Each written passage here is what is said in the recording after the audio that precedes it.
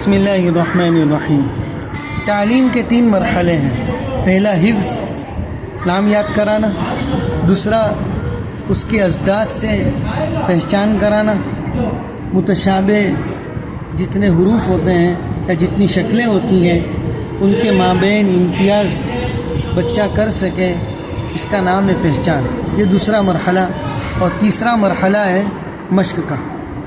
احمد القواعد میں اسی کو پیش نظر رکھ کر یہ ترتیب دی گئی ہے۔ یہاں نمونے کے طور پر 29 تختیوں میں سے صرف حمزہ کی تختی دی گئی ہے زبر زیر پیش کے ساتھ۔ تو یہاں اس کا مقصد اور اس کے ذریعے سے تشدید والی شکل کا کیا نام ہے اور اس کو کیسے پڑھا جائے گا، یہ بچے کے ذہن نشین کرایا جاتا ہے، اس کو یاد کرایا جاتا ہے، رٹایا جاتا ہے، خوب رٹایا جاتا ہے، جس سے اس کو باقی حرفوں کے ملانے کی طرف رہنمائی ہوتی ہے، اس کو متوجہ کیا جاتا ہے، اور اس کے سہارے سے باقی شکلوں اور باقی تختیوں کا پڑھنا اس کے لیے آسان ہو جاتا ہے۔ تو یہ پہلا جو صفحہ ہے تختی کا، جو اس احمد القواعد کی خصوصیت ہے، ایسی تختی کسی بھی قاعدے میں نہیں ہے۔ ہم نے اس کے بہت فائدے دیکھے ہیں۔ تو اس کے ذریعے سے مقصد کیا ہے کہ یہ جو شکل ہے تشدید والی، اس کا نام اس کو یاد کرایا جائے خوب رٹا کر۔ دوسرا مرحلہ اس کے بعد پہچان کا آتا ہے کہ اب اس کے ساتھ جو ازداد ہیں، جیسے تشدید کے ساتھ بغیر تشدید کے حرکات کی زید سکون، پھر اس کے بعد تنوین تشدید کے ساتھ بغیر تشدید کے، پھر حروف مدہ، حرکات مدہ، تشدید اور بغیر تشدید کے۔ تو یہ 2 حرفی کے ذریعے سے دوسرا مرحلہ ہے پہچان کا، وہ پہچان کرائی جاتی ہے۔ اور پھر 3 حرفی کے اندر بھی مزید مشق کے لیے، پہچان کی مضبوطی کے لیے 3 حرفی میں یہ زید کے ساتھ اس کو پڑھا ہے۔ جیسے یہ بچہ ابھی نیا سبق ہے، آج 25 تاریخ ہے، اب یہ پہلی مرتبہ سنا رہا ہے۔ پڑھ بیٹا، پڑھ کے سناؤ۔ ورد، ور برابر ہے، آپ کو ملانا ہے۔ اب را پہ زبر پڑھو، نیچے دیکھو، اوپر نہیں دیکھنا، ذرا بھی اوپر نہیں دیکھنا۔ اب یہاں ملانا ہے، واؤ کو را میں نہیں ملانا کیونکہ جزم یا تشدید نہیں ہے۔ تو ایک ایک کر کے پڑھو۔ واؤ پہ زبر ہے، و۔ اب یہ را کو دال میں ملائیں گے نا؟ ہاں، کیا ہوا؟ ور تو ملا دیا تم۔ ورد،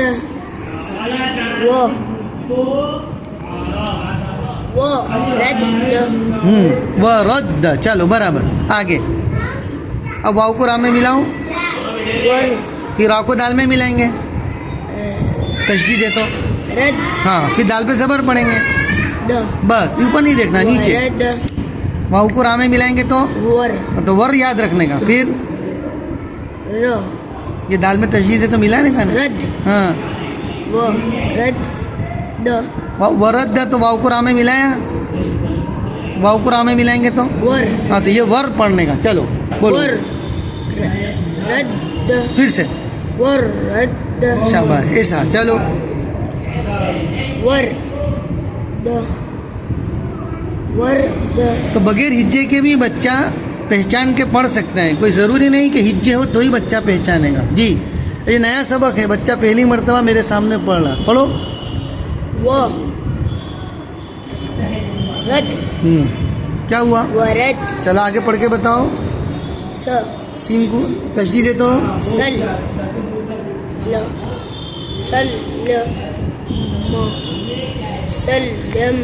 یہ ایک ساتھ بچہ پڑھے نا، اس سے زیادہ مفید یہ سمجھتا ہوں کہ بچہ ایک ایک حرف کر کے پڑھے۔ اس سے کیا ہوگی؟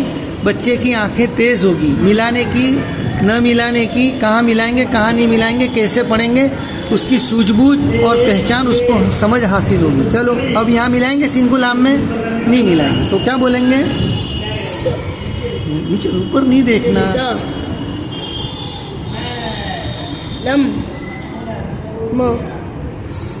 لم، شاباش، چلو۔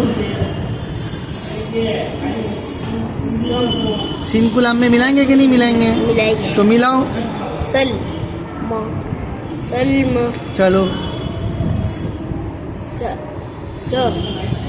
لم، سلم، جلدی، سلم، شاباش، چلو۔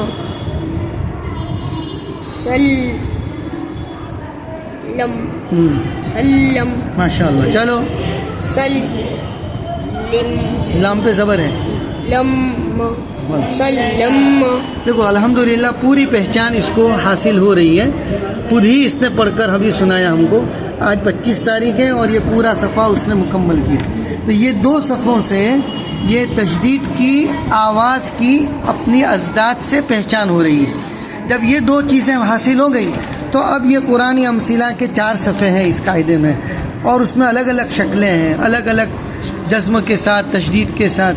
تو یہ ساری شکلوں کی جو قرآن امثلہ ہیں وہ یہاں ان 4 صفحوں میں دی گئی ہے, جس سے تیسرا جو مرحلہ ہے تعلیم کا, مشق کا, وہ حاصل ہوتا ہے. تو بچہ یہ تشدید کا بیان ختم کر لینے کے بعد اس کو قرآن میں کہیں سے بھی پڑھائیں گے تو وہ انشاءاللہ تشدید کی مثالیں بآسانی پڑھ سکیں گے. تو تعلیم کے خلاصے کے طور پر یہ کہ تعلیم کے 3 مرحلے ہیں. سب سے پہلے نام یاد کرو, پھر اس کی ازداد سے پہچان کرو, اور اس کے بعد نمبر 3 پر مشق کرو. تو انشاءاللہ ہمارا جو تعلیم کا مقصد ہے, اور خاص کر یہ جو تشدید جیسی مشکل ترین جو بحث ہے, وہ بچے کے لیے بآسانی حاصل ہو جائے گی.